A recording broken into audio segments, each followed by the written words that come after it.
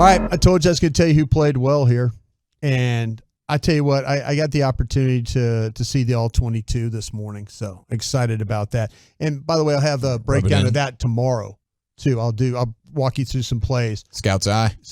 But you know what? I'm going to talk about I mentioned about the things on defense, and I mentioned with Micah Parsons and what allows you for Micah Parsons to be so successsul is, sure, it's his ability. Genetics. Sure, yeah, mom and dad, whatever you want to say. DNA, part lion, right? Isn't that what he is? Like DNA, like the autopsy on Micah Parsons, and whenever that time comes for him, is going to reveal that he is part literal king of the jungle lion. Yeah. He's a freak show. I totally agree with you on that. But for him to play well, other guys have to step up around him and play well. I mentioned Donovan Wilson at safety, and I was really feeling like that. How are they going to get around not having Curse on the field? You know, how are they going to get around when they want to play their coverage, or they want to play their linebacker down in the box, and you know he's going to have to cover and make tackles and things like that. I thought Donovan Wilson was outstanding in that football game yesterday. Yeah, me too. There was only one time where I saw a poor angle to the ball, but other than that, Donovan Wilson was a absolute beast. He ended up with 8 tackles in this game. Yeah, and a lot of those were in space. In space, you know, having to go through trash to get to the ball. And against good playmakers, guys that are tough to bring down. Jamar Chase, Joe Mixon. I mean, these are guys that are some of the best in the sport. Yeah. And let me tell you what, he did a really, really nice job when he had the opportunity against Hayden Hurst. I mean, there were some times where Hayden Hurst, the tight end, made some plays, but it wasn't on him. But Donovan Wilson, when he had to cover, he did a super job. I mentioned Anthony Barr. Anthony Barr was another guy that the week before, Anthony Barr looked like to me he was playing in quicksand. Me too. He didn't look quick. He didn't look aggressive. He didn't get off any blocks.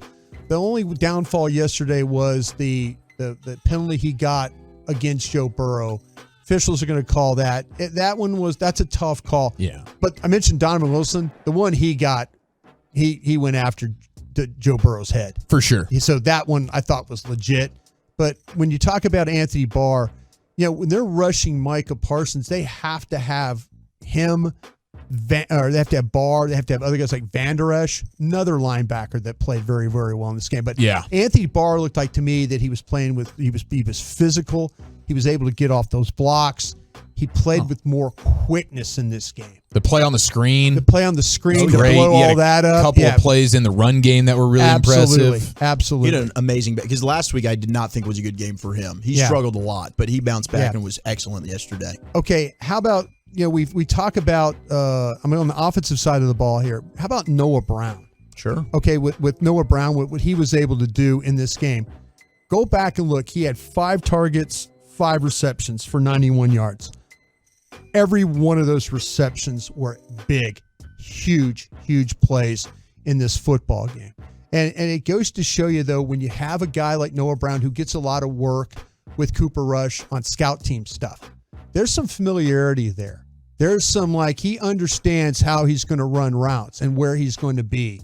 And so I thought that Cooper Rush did a nice job of getting him the football. The last catch he made was complete luck.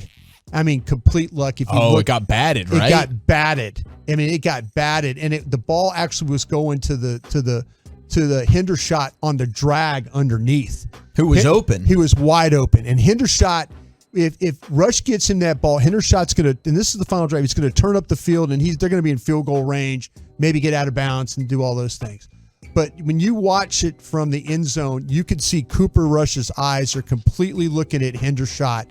And as he's letting the ball go and then it gets deflected, great job of reactions by Noah Brown for where he was standing and then been able to make that play. Yeah, big plays, tough catches. The touchdown was a great grab. Oh, absolutely. Well, that's the thing that was really great about, and when you're starting to talk about what he's doing against, he ran that route against Jesse Bates, who Bates was their franchise player, safety. You know, I mean, they drafted Dax Hill to probably replace him because they're not going to pay him. But Jesse Bates is a damn good safety for the Bengals, and he got matched in coverage against Noah Brown And then on that route, he was able to take him all the way across the end zone, separation and all that.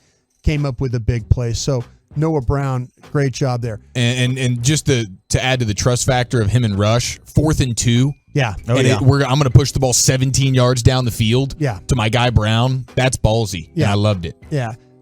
Dante Fowler was another one. We didn't see anything from Dante Fowler the first week against Tampa at all. But in this game, when you're talking about the offensive line situation, you wish you could play against an offensive line every week like the Bengals, because they're going to struggle. And Dan Quinn did a great job. He used some hybrid fronts when you're stand-up guys, linebackers, but he used Dante Fowler all over the place in this game, much like he used Micah Parsons. Mm-hmm. So left end, right end, put him in the middle, move some of his defensive ends into defensive tackles. But Dante Fowler in this game, he only had the one tackle, had the sack, the strip. Now, Burrow looked like he was trying to push the ball forward, and so as he's trying to push it, Fowler knocks it forward for him, knocks it out of his hand. So it wasn't like a real strip. It was like you see Burrow trying to kind of shovel the ball forward to Mixon, but Fowler happened to be there and just knocked it out. So really, really nice play. He had a huge bat down to the line of scrimmage, too, in the fourth quarter. Sure did. Highest graded defender, Pro Football Focus. He had an excellent game. He did. And the final one real quick here I'll finish up with is with Diggs. Oh. Those tackles that he made, and it's funny, you listen to Micah Parsons after the game. Parsons is like, I can't believe he did it. He was even surprised. But Diggs did a nice job, not only on those tackles, but in coverage as well. He was out to silence some critics. He was. He'd had enough. If you hold Jamar Chase to 5 receptions for 50-something yards, you guys are doing some good work. I think it was 2 for 14 against Diggs. Yeah. And one of them, he's there. I mean, he's right there. His arms in between, breaking up the pass. Chase, it was just a great play by Chase, but even that play, it was blanket coverage. But that's great job. Just overall great job by the Cowboys defense to win this one. And we could talk all day about what Cooper Rush was been able to do and what Noah Brown, like we were just talking about. But, man, just a super job on the defense for getting it done.